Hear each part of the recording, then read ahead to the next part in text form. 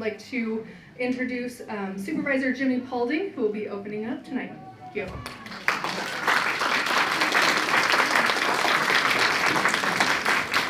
Thank you, everyone, and good evening. It's nice to see a full room. This is democracy in action, and that includes the protests going on outside. So thank you all for being here tonight. I have the distinct honor of introducing our special guests for this evening. For those of you that don't know me, I'm Jimmy Paulding. I represent South County on the San Luis Obispo County Board of Supervisors. Used to have the pleasure of serving here in this room as your Arroyo Grande City Council member. So it is nice to be here with you all. Congressman Carbajal represents the 24th Congressional District of California. The district includes the entirety of Santa Barbara County and portions of San Luis Obispo and Ventura County.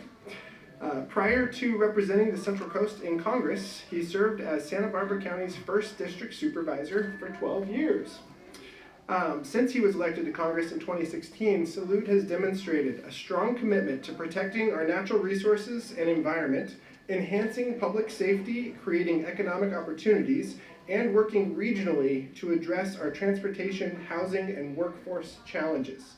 Salud served 8 years in the United States Marine Corps Reserve, including active duty service during the Gulf War in 1992, where he was mobilized to Jacksonville, North Carolina.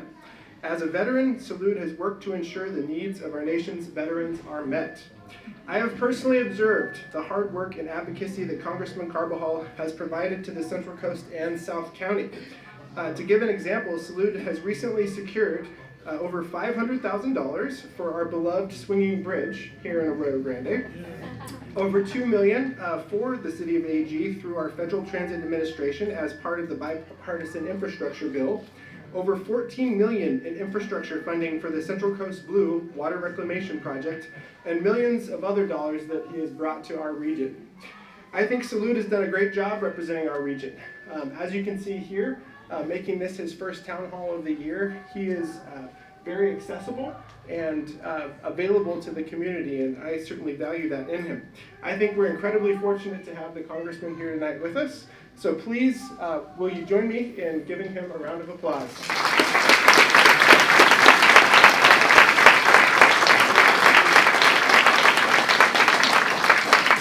I'm a little shorter than Jimmy, so thank you, Supervisor Paulding. It's great working with you. Thank you for that introduction. And we're all very lucky to have Supervisor Paulding in county government. He's doing an extraordinary job, so thank you very much. I want to thank the city of Arroyo Grande for loaning us this wonderful facility to have this town hall meeting tonight. In particular, I want to recognize Mayor Pro Tem Jim Guthrie, who I was told might be here. There he is. Hi, Jim. Thank you for your good work. And also want to recognize newly minted city manager Matthew Downing, who's here as well.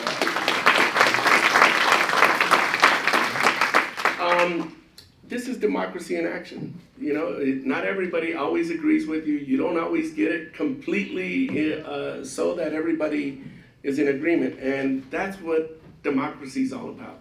And so today is really just an opportunity for me to hear directly from all of you, where you agree with me, what you think I should be working on, where you disagree with me, which is totally fine and appropriate to share that with me as well. But, you know, even when there's controversies and challenges going on, the easy thing to do is to not come out in public, right? To stay in your little office. But I think it's extremely important to come out and to hear directly from your constituents. So thank you for coming out and spending some of your valuable evening time that you could be spending with your families, your friends, to come hear a little bit about what I have to say and to ask me questions about anything that's going on in Washington and sharing your thoughts and concerns with me as well. As was said earlier, this is my 6th town hall this term in Congress. It's my first one this year, so I'm very glad to be here in Arroyo Grande. I don't need to tell you that Washington is in the midst of a divided government, but I have been there before. And I'm still focused on getting things done for our district and delivering for the Central Coast. I continue to work to find opportunities to work across the aisle whenever possible. I introduced recently the Child Care Investment Act, bipartisan legislation to lower the cost of child care. Did I say bipartisan? You're going to hear that theme throughout, because I believe that despite being a very proud Democrat, I also believe that I was sent to Washington to govern and to find opportunities across the aisle, when at all possible, to govern and to make things happen for the Central Coast. I also introduced the Patriot Parents Act, for the first time a bipartisan bill to protect military families from forced separation. And I got legislation signed into law to crack down on something that our communities have been expressing to me is extremely important, cracking down on fentanyl trafficking at our borders, and that ultimately reaches our communities. Despite gridlock in the House, we are still able to focus on implementing the laws we created as part of our last term. A lot of historic legislation we were able to promulgate. The bipartisan infrastructure law, for example, many of you have heard about that, right? Which to date has delivered more than $500 million to our region for new buses, highway improvements, clean energy and water projects, as Jimmy mentioned. And what does all that do? What does money coming to our area does? Creates jobs, jobs, jobs to help our local economy. We also passed the Inflation Reduction Act, which has helped lower inflation and cost of living. And we know a lot of work still needs to be done. Inflation is still significant. The cost of living, when you go out to eat, when you buy groceries, we know that prices have gone up. But this law has created healthcare savings, capped out-of-pocket costs for seniors, capped insulin prices, which started at the beginning of this year for the first time. And more Americans are getting healthcare on the ACA markets for as little as $10 a month or less. This legislation was also the largest climate investment in U.S. history, which is clearly needed given the climate crisis that we're all experiencing globally and here on the Central Coast. And it's something that keeps me up at night quite a bit, because we need to continue the sense of urgency to move forward legislation to address this challenge. Other laws that we also passed, the PACT Act, which provided, for the first time in over 30 years, more benefits to our veterans that have been exposed to toxic environments. The CHIPS Act, we saw during the pandemic how beholden we were to manufacturing of certain technologies like chips, dependent on other countries. Chips, as you all know, semiconductors impact our appliances, our cars, our phones, everything that we pretty much use on a daily basis in our lives. We're dependent on these chips that were not available to us because of supply chain challenges. And we know that they also could have an impact on our national security. I wish we didn't have to have weapons of war. We all do. I wish we didn't have to have wars, period. But in light of that, we need to make sure that we have a strong national defense. I'm also working to implement laws that help create the Extreme Risk Protection Order Act through the Safer Communities Act. For the first time in over 30, 40 years, we passed common sense gun laws that included my bill, the Extreme Risk Protection Order Act, that incentivizes communities throughout the country and other states to develop red flag laws. That when you come across an individual in your family, loved one, you work with law enforcement and the courts to make sure there's due process to temporarily take guns away from people who are in danger of hurting themselves or others. I also helped move forward the Ocean Shipping Reform Act. Going back to the pandemic, the supply chains, and there were instances where, as part of international trade, many international ships that were bringing containers for our businesses to be able to do import and export with those containers, they were gouging American businesses. So we passed the Ocean Shipping Reform Act to get a handle on those unfair trade and shipping practices. I'm also working to implement laws that I helped create that included the Forest Act, to make sure that we are providing resources in the backcountry to help our firefighters and first responders respond to fires and to alleviate the challenges that we face of wildfire. Two new laws were also inspired by the tragedy we had, the Conception boat fire off of the Channel Islands. And we passed two laws that I introduced. One that went to the heart of improving safety on those types of vessels. And two, it turned out that there's an antiquated law in place that limits the liability of those maritime vessels to be able to make good to those families of the victims that were lost. They were not able to pursue any remedy, financial remedy. And Senator Feinstein, before she passed, we were able to move this legislation forward. And I would be remiss if I didn't mention that I am monitoring every week the ongoing conflicts in the Middle East, which is why I think a number of you may be here today, and I know certainly are outside, and as well as Europe, Ukraine, and all of the other issues that are pressing issues for the world and our country. To ensure that we meet those national challenges is a priority of mine. Like you, I was shocked and horrified at the violence perpetuated by Hamas against Israeli civilians more than 100 days ago. And as you might be aware, Hamas is designated as a terrorist organization. My thoughts are still with the families of those loved ones that are being held hostage by Hamas, as well as those who have lost family in the conflict since, both in Israel and in the Gaza Strip. This conflict has also triggered a devastating humanitarian crisis in Gaza, and I'm working in Congress to address that deepening toll. Not only have I spoken out, but I've written support letters, I've signed on to various efforts to make sure that the Biden administration does all it could on a number of fronts. One is to make sure more humanitarian aid is going into Gaza, and two,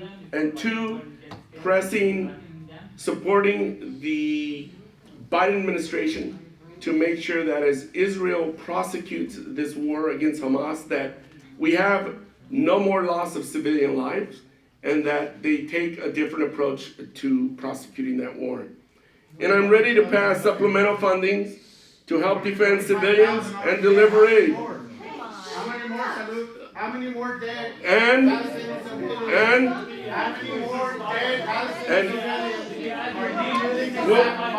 we'll get to your question. This is democracy. This is democracy.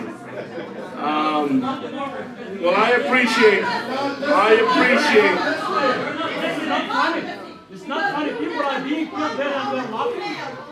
You're not listening. I'm going to continue with this. You could ask questions and state your point of view in a few minutes. Just if we could be respectful to everybody else who came here today, that would really be great.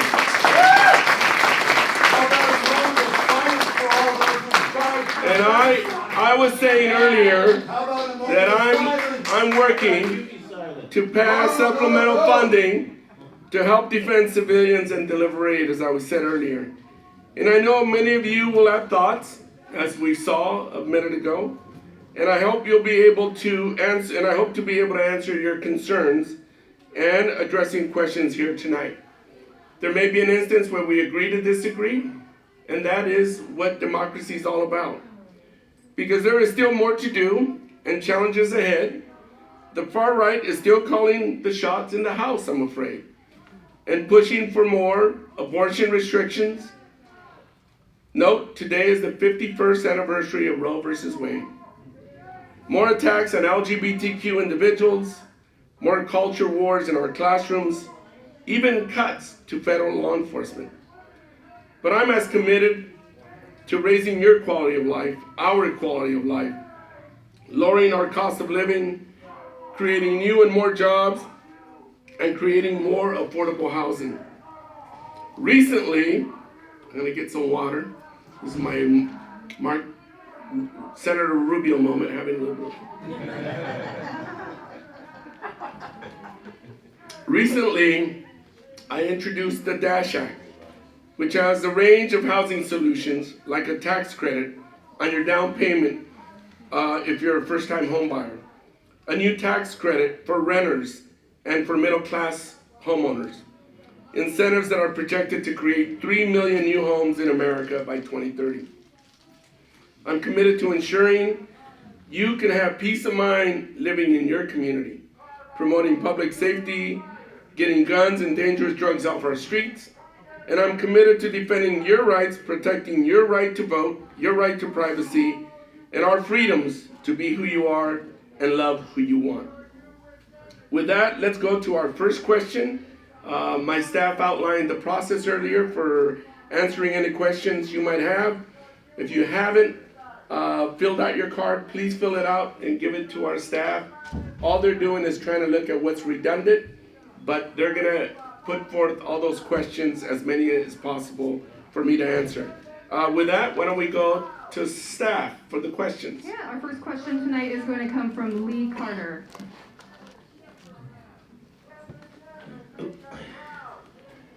I have a question on a different subject. What's being done for immigration reform? How effective is the House at that? And how can we ensure that immigrants at our southern border are treated humanely? Thank you for asking that.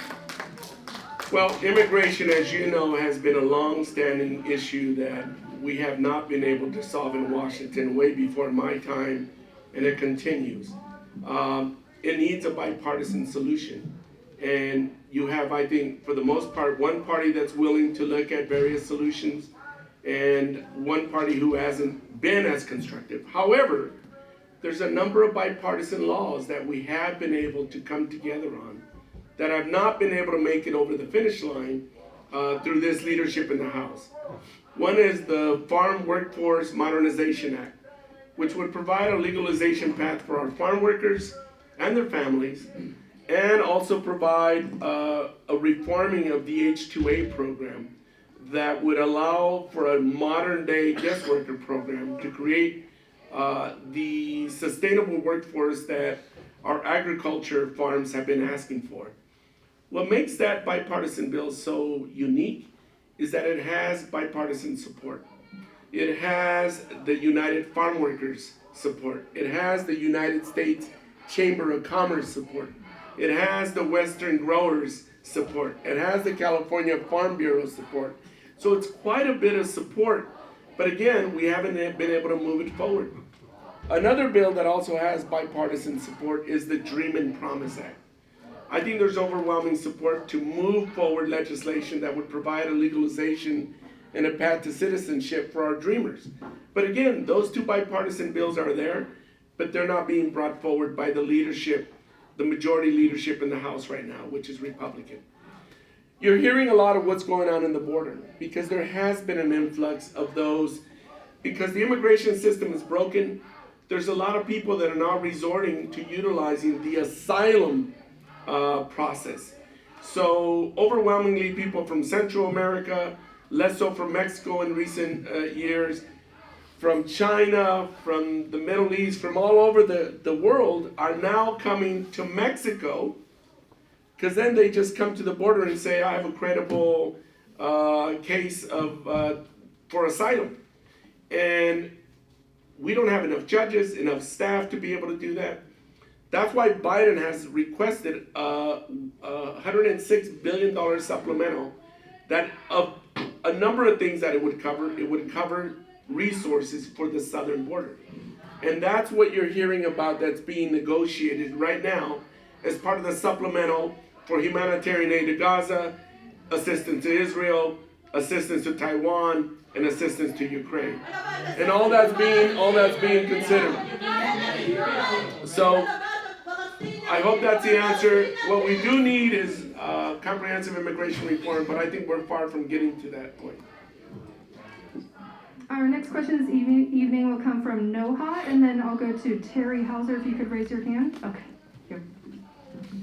Good evening, Congressman. Good evening, Noha. We know you to stand for justice, and we're curious about your stance regarding South Africa's case against Israel for the charge of apartheid, occupation of the Palestinian people since 1948, and their war crimes currently. Thank you. Thank you for that question. You know, I think there's a long-standing understanding of the definition of genocide. What happened, for example, in the Holocaust was the foundation of an example of what genocide is. I don't believe that the case that was brought forward by South Africa fits within that definition. I think it's important that we don't dilute what genocide means. Now look, there's a loss of life. All loss of life is concerning. All loss of life is very concerning. It's not lost. But They're killing people there. Every day 500 people are being killed there. What's the difference This is between not a all those genocide. and Gaza? Destroying the infrastructure there. Making the I- life inhabitable. No water, no food, no let me try to no answer that. communication. Let me- I haven't contacted my family for the last 8 days. I'm from Gaza. Let me This try- is not genocide. If this is not a genocide, what is it? What is it?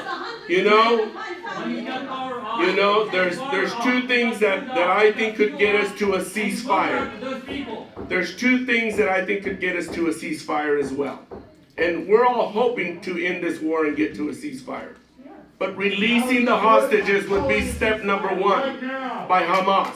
They have Step number one. Let me finish. Let me have a turn. And then we'll go on to another question. And I hope you did submit another question. Releasing the hostages is number one. Oh, how about the Two, patient that- just as we are focusing on the prosecution of the war, You're worried about those Hamas continues to send 25 to 50 rockets into Israel every day. You know those are just So- cattle rockets. They're not smart bombs. So we'll answer the next question. Problem. She had great health care in Orange County. Since she's come to live with me, we have been given lists upon lists of doctors from United Healthcare. I have spent every single one of my days off. I work full time, and my mom is another full-time job, 95.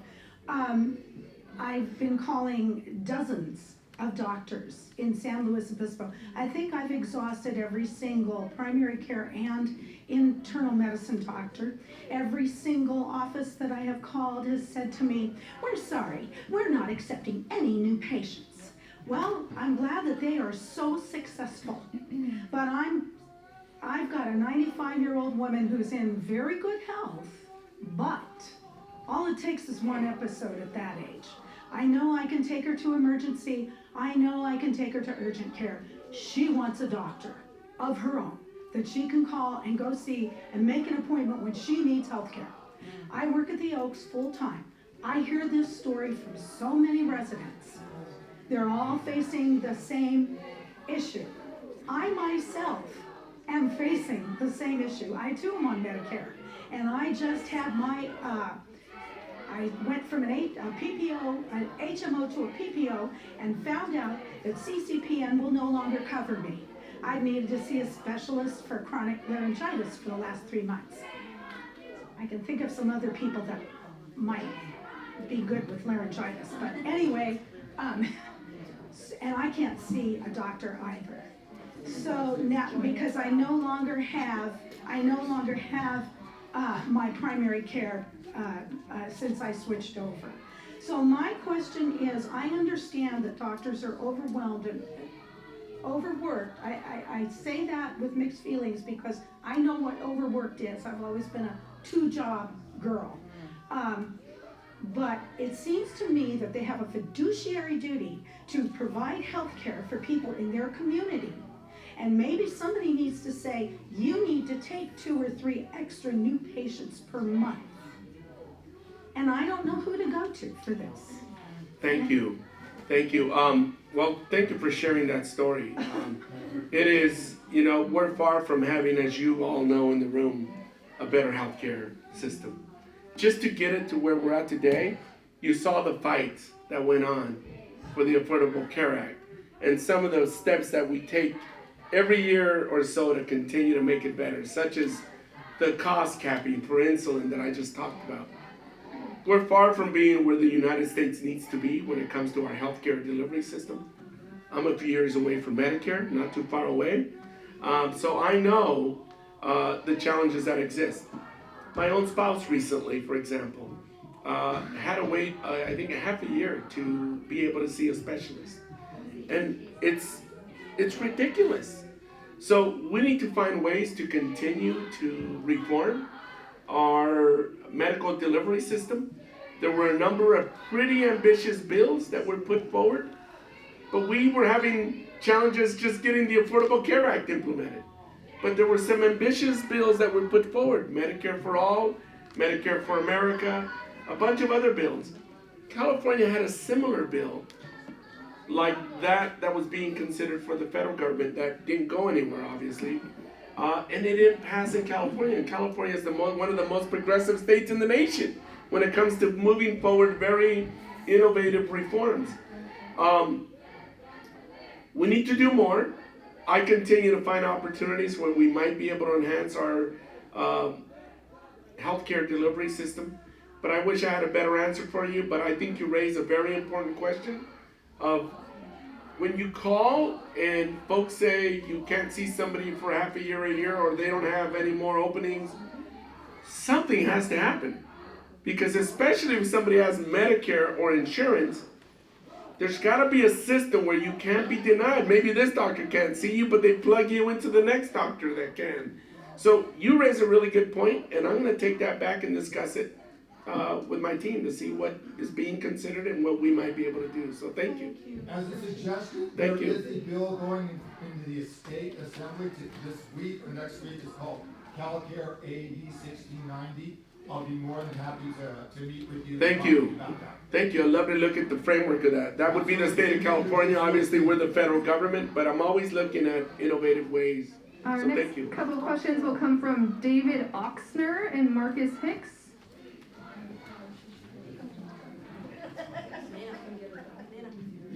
Hi, this kind of piggybacks on what was just talked about.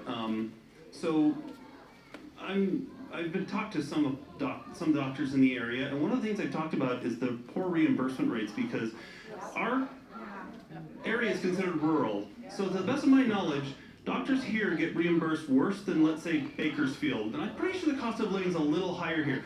Who's responsible for setting that designation, and who's responsible for making it so that it's a little more equitable between areas?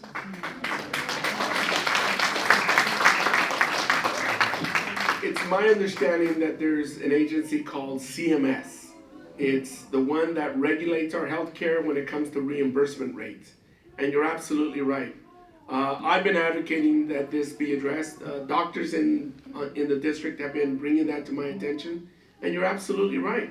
It's ludicrous, it's ridiculous, and we need to change that. But at this point in time, the framework that exists is CMS, and they're the ones who have their formulas and their criteria by which they establish reimbursement rates. But I agree with you 100%. Well, I'll continue to go back and fight, but it's one of those pretty significant issues to get them to change some for my district, and then they say, well, no, we're doing everything for the whole United States. But I won't stop advocating for it. All right, I didn't see Marcus Hicks. Oh, here you go.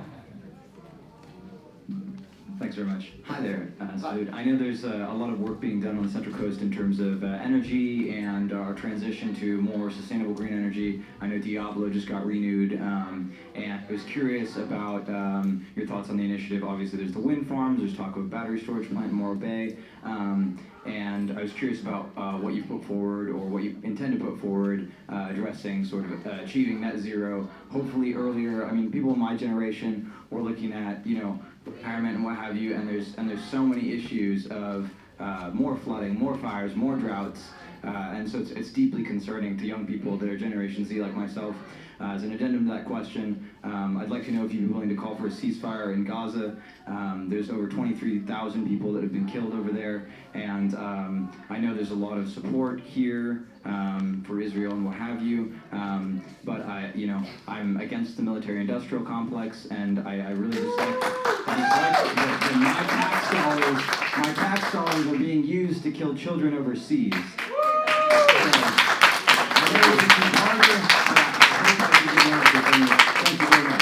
Thank you. In terms of the Inflation Reduction Act, had the most significant investments that have been put in place by our government ever to really help us to transition from fossil fuels, to invest in renewable energy, solar, wind, to create a better grid system, to invest in the electrification of our stations so we could sell more and incentivize the selling of more electric vehicles. So there's a lot being done, and I've been working hard to find common ground and bring all the different stakeholders, the state of California, the local community, the Department of Defense, Department of the Interior, to bring about the wind project off Morro Bay. So that's something I've been working on aggressively and hope to continue doing. When you consider the climate change crisis, it's a pretty big deal. And I think we could do more. We've also invested more in public transit to get people off single vehicle occupancy trips and what have you. So a lot has been done. We're going to continue to do more. I've also put forth a carbon dividend program legislation that would be pretty avant-garde and a pretty significant carbon fee program for our nation that would incentivize industry to really move towards more innovative technology that doesn't provide the emissions that we currently experience, and to be able to take the fee that's collected and send it back to all the American people as a dividend. And that would be done through the Treasury Department, and that's something we're working on. Back to the ceasefire issue, I'm not avoiding that. I think we all want to get to a ceasefire. And I think there's a way to get there. I think the Biden administration is working hard through its diplomacy to try to achieve that. And I think the discussions and framework of that are working with Qatar, or Qatar as some people call it, bringing people together, bringing all stakeholders together to try to define a framework that can get us to a ceasefire and to stop this war. But releasing the hostages is a major part of that. And I think it can be achieved, but we need to be able to create that space to be able to achieve that. I mean, I recognize we had that week-long period where we had a cessation of hostilities when there was hostages released, but, I'm just hoping that you'll do everything you can to move that forward. Thank you.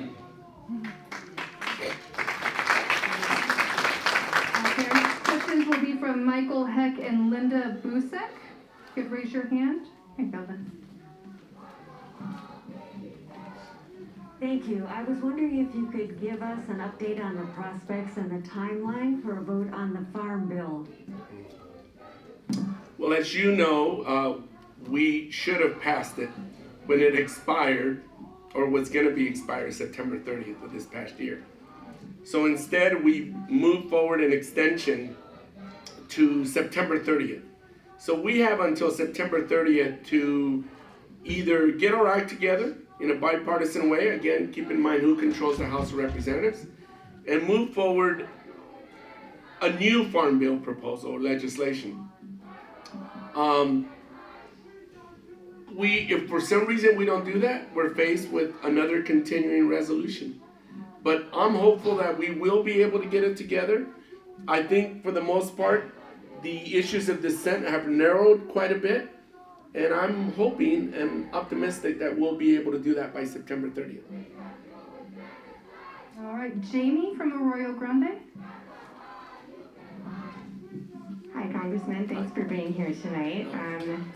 My question's kind of about housing costs and other basic necessities such as food, healthcare, and childcare continue to rise and is becoming more and more attainable for the middle class to make ends meet.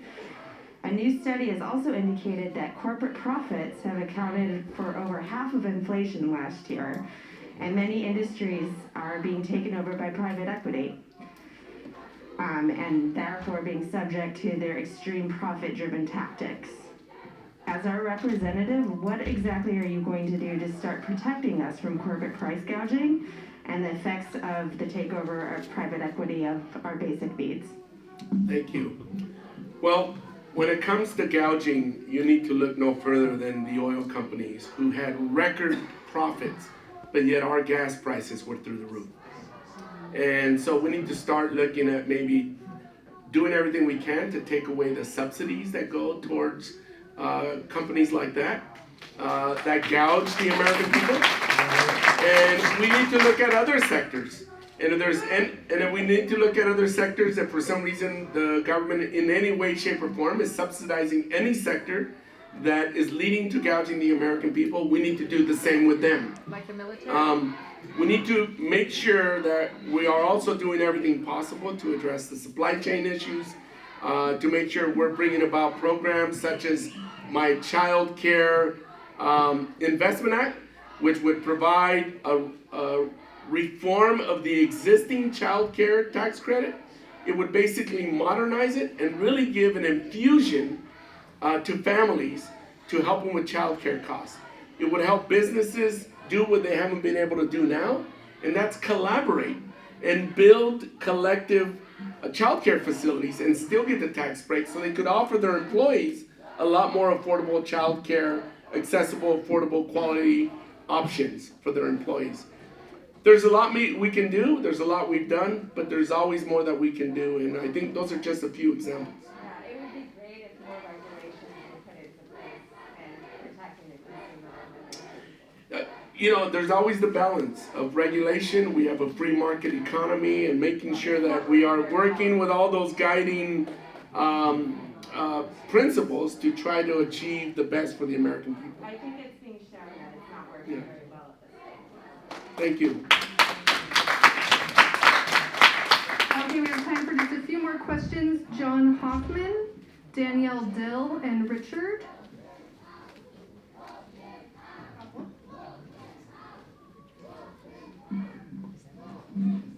Well, as you know, we're sending bombs and ammunition to Israel. Do you approve of that, or do you not approve of that? And I just want a yes or no answer. I don't want a politician's answer. Yes or no? The answer, I will give you the preamble before I give you the answer. The preamble is that we need to make sure that any funding that we provide, yes, the resources we provide are used appropriately.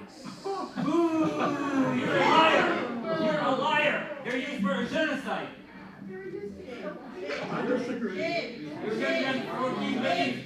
You're getting them $14 million to support the genocide. They have free health. Hold on, he's asking us a question. I gave him an answer. It's not right. Yeah, exactly. It's appropriately to kill people for the genocide. It's not right. It should be illegal. Yeah.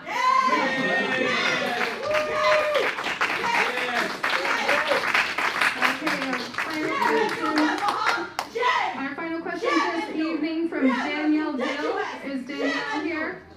Richard Ilaiskis?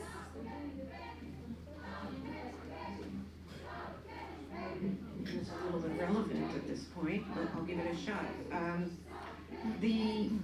Thank you, Congressman, for coming. I understand that Medicare is regulating the assignment of our area being classified as rural. I know we talked about this briefly, Dave talked about it, but I still don't feel like we have any recourse or any options for the people to try and do something to change it. What would you suggest? Because we're not rural and we deserve doctors just like the Bay Area. Well, I would say we can just continue, for starters, to continue the advocacy to put this on the front burner. I've made myself heard and I continue to do my best, but it doesn't hurt for the hospitals, the doctors, the clinics, everybody who's experiencing this inequity that we know exists, to continue to send letters to me and to CMS. They need to understand that this inequity is hurting our ability to deliver better health care to our constituents. To your point of sending letters, when we have sent letters, we get very boilerplate responses, and that's not that's not the answer. Well, I would say I would say continue to advocate. I certainly will go back and do my best. I serve on 3 committees. I wish I could serve on all committees, but not on a committee of jurisdiction when it comes to those important issues. But certainly, I have always been and continue to be supportive of addressing and reforming our CMS reimbursement. What about our insurance commissioner? That's the state of California. But this is the state that's being. But it's the federal government has other responsibilities, okay. And it's the state of California and the state insurance commissioner who does that. But again, in reforming our entire healthcare system, someday we hope to get to a point where insurances are not the continued participant that they are today in our system. But I wish we could think it and it gets done. It's you saw what happened with the Affordable Care Act, how challenging that was. Yes, it was. But all we can do is continue the fight, and I will certainly continue the fight in Washington. Thank you. In relation to that, is Santa Barbara County considered rural? Certain parts are like Cuyama, but it's only certain parts that are and certain parts that aren't. Taking all of these points, as I know it's not easy, not too many congressmen do this, so I commend you for taking the time. Thank you. It seems a little bit, off here, but we're doing our share for climate. We bought 2 electric cars, and now trying to charge them is the biggest challenge ever. There's lines, they're not working. There's only 1 supercharger in the city of Pismo, wow. Which is where my wife and I live. No. So we're hoping the funding to get the charging stations built catches up, because you're right. The military industrial complex yeah. No, absolutely. You'll have money for your cars. Absolutely. You stop paying Thank the you. military, Thank you'll you. have money for your car, Thank you'll you have very money much. for education. We will have money for Last question for the evening, as we're now out of time, will come from Kyle Berlin, and then the congressman will go to closing remarks. Thank you. As I'm born and raised in Arroyo Grande, as you can see, I bring the average age down here significantly, which is true at every event that I go to in Arroyo Grande, because it's expensive to live here. I like your shirt. My father was part of that union. Well, Cesar Chavez, as you know, is one of the great Californians, and one of the things I admire so much about him and that organization is the moral fortitude and courage that he always had, and it came from his spirit, his deep spirituality and humanity. And I think my question is, a lot of Democratic politicians in the entire United States are unable to muster that courage because of, by my view, one thing, and that's money. Yes. And so I think regardless of what you in your heart of hearts actually thinks about, for example, a ceasefire in Gaza, you feel incapable of standing up and making the call for justice and peace because of money. And the same thing with President Biden and all of the other Democrats and Republicans. Yes. And so I'm wondering what you can do within the halls of power to reduce that impact of money in your own job. Thank you. Yeah. Well, I think you would all agree. The first thing we need, our democracy is broken when it comes to campaign finance reform. For sure. Right? Citizens United open up the gauntlet to dark money and so much money being put into our campaigns. And it's ridiculous And you're getting that ready in to our pay democracy, you have to raise an inordinate amount of resources to run campaigns. We all agree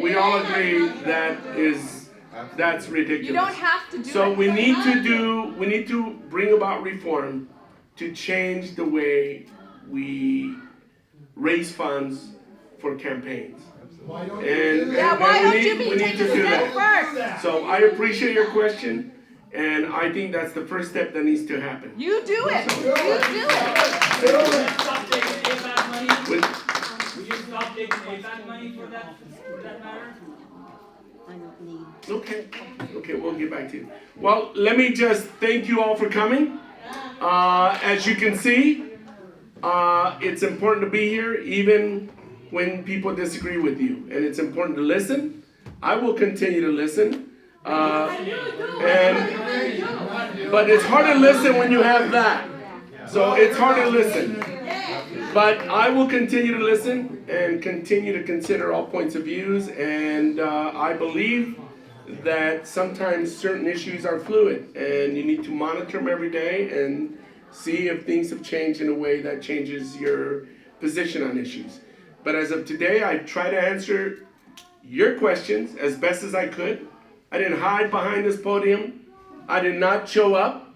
I did show up, and I will always do that.